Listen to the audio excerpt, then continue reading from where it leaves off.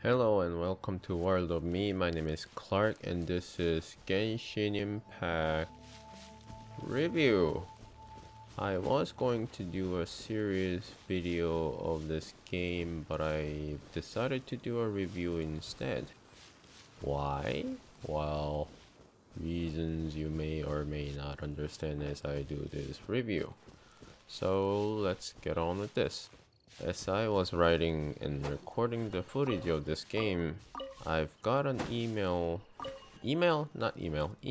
mail saying that they're giving away a few shards currency for 3 million pre-registration, and then the next few days later one more came in saying that there's a 10 million pre-registration globally. So man, this is big. This game is huge. I first found out this game in some other game that I faithfully play, and they were giving free stars, which is a currency in that game, for achieving a certain level in this game. So here I am. Now, two things first, this is review in my own perspective, although I will try to be as objective as possible, but I think that's just simply impossible as a human being, and I have my own standards and stuff that will probably alter my preferences somewhere that I probably overlook. Another thing is that I have quite a skepticism towards free-to-play games, especially towards the mobile game. So beware of those. So let's move on. Let's start with the universe. The visuals of this game is anime style game made in Unity engine, if that ever matters to you.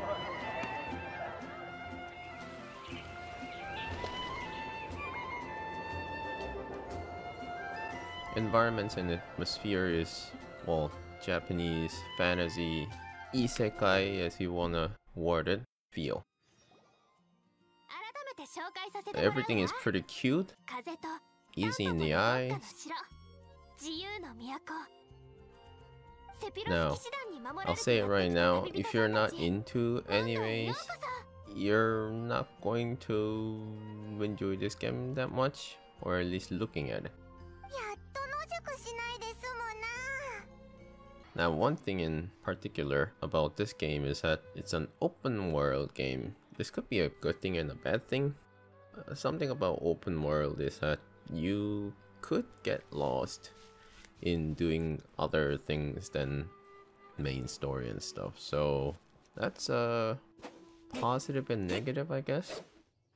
The storyline is fair for the moment of time being. I can't say it's the greatest, but it's good enough to actually follow and see how it plays. I mean, I've seen worse storyline from some of the greatest games like, well, Monster Hunter. You know. Yeah. The storyline is linear. There's not much or no variations at all, I think. Meaning there's no various, like, the routes or various paths that you can take or faction change and whatnot. No. There are some dialogue options, but I don't think they really do anything in particular. But at the same time, you won't get lost in the storyline, so I guess that's alright for mobile games. Characters. They're also fair. They're a bit generic, in my opinion, just from the appearance in terms of Japanese animations. They're all presented in types that many are already well established before. Just to name a few: Ikemen, Chunibyo no Yatsu, One-san, Shotakera, Ikemen One-san.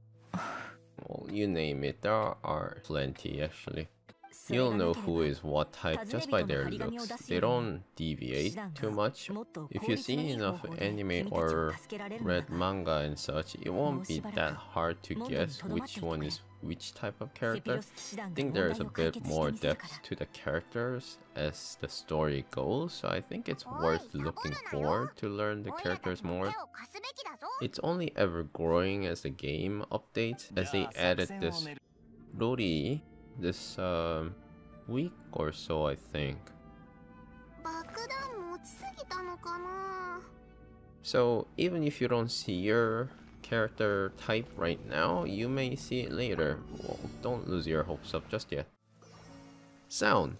Music is fine. It's not a music that you listen on a device separately on a bus or like a transportation or so, but it certainly fits for the game, the atmosphere and whatnot. The battle music can improve, I think.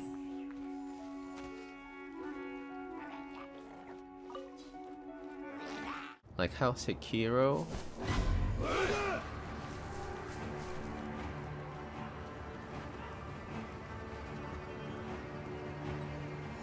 or general turn-based RPGs do.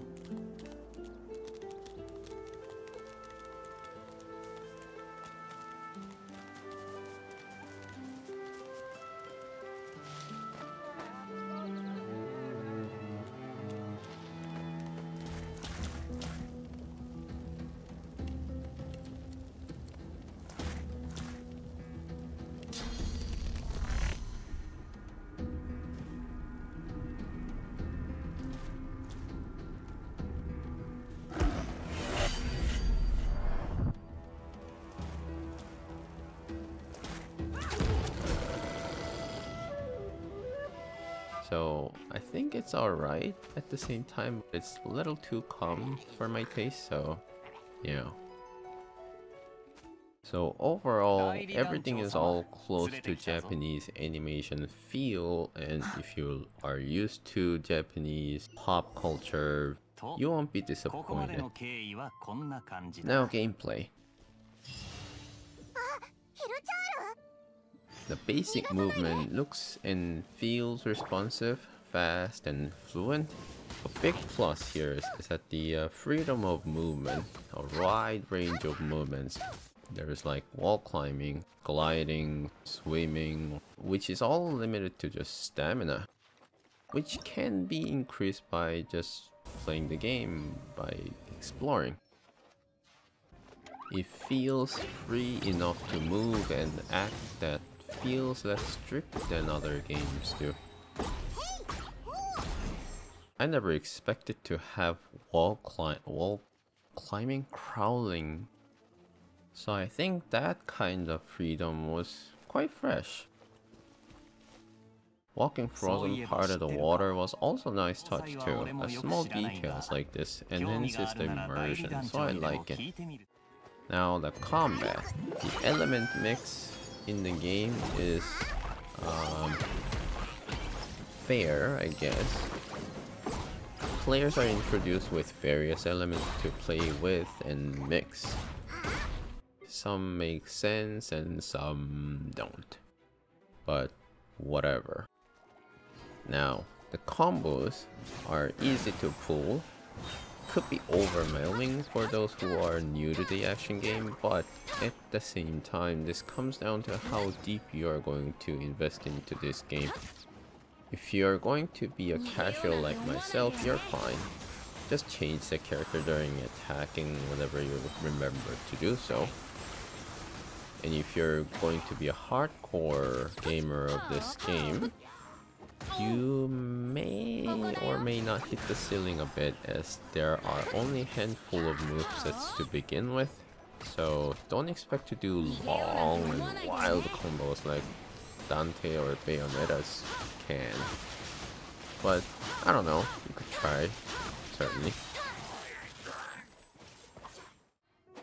The movesets are normal attack and hold for charge attack, the way they worded it, and special, and you can also hold to charge, special attack, and ultimate.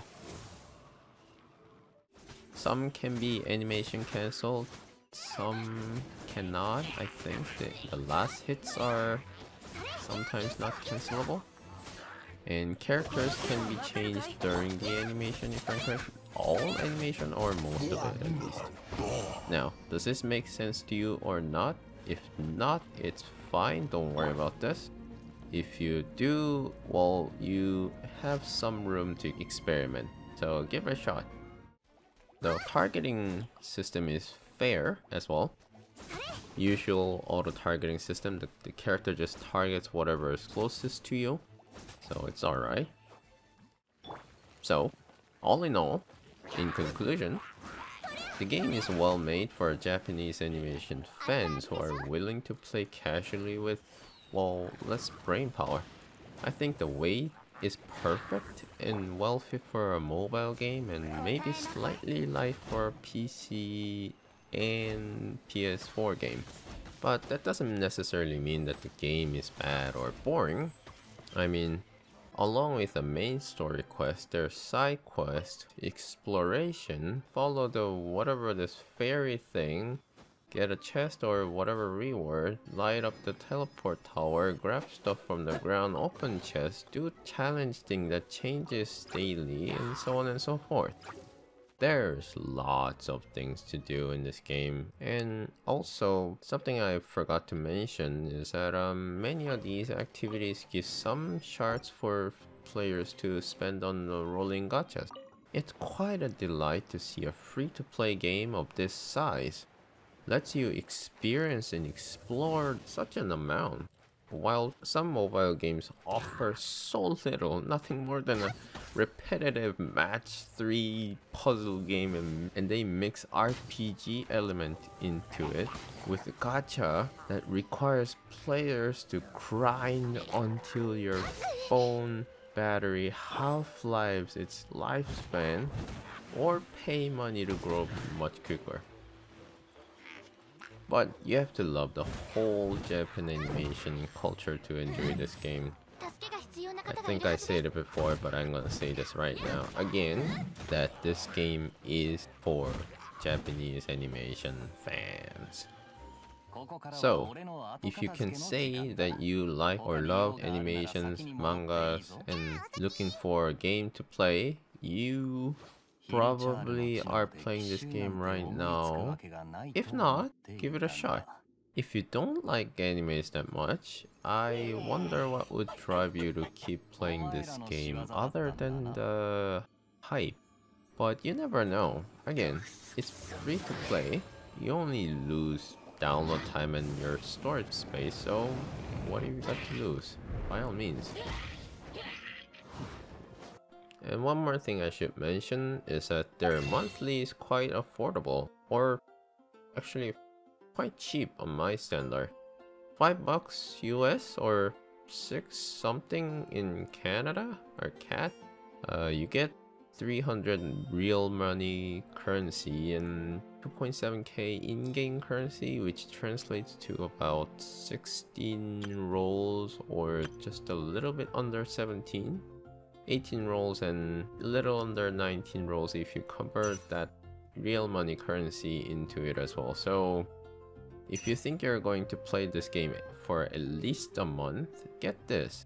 I think it's worth it for $5 to $6, which is actually half the price of what I pay for a monthly on the other game. So yeah. Now from here on, I would like to call it miscellaneous. Other things to point out that I think it was great or needs to point out. These may be personal, so it could be a plus or minus to you depending on how your values are. A full voice or almost full voiced game of a free-to-play game is a high plus for me. I mean, at least the main and the controlled characters and some NPCs too are voiced. I give high praise on these part. as it brings the sterile and stoic world to life than just reading text box and stuff. I see there's quite a bit of a care for the NPCs. Many NPCs have their own names and some are actually voiced properly, so it's all good. I love these stuff. Now here's one slightly bigger issue than other ones. The combat feels a little bit light for my taste.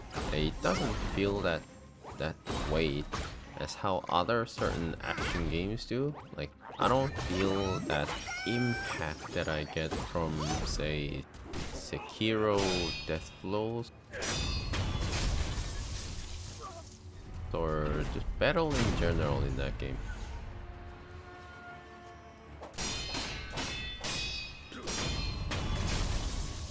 But at the same time, this game isn't completely focused on battle, like how Monster Hunter is all about hunting giant monsters, so I don't know, that's just my opinion.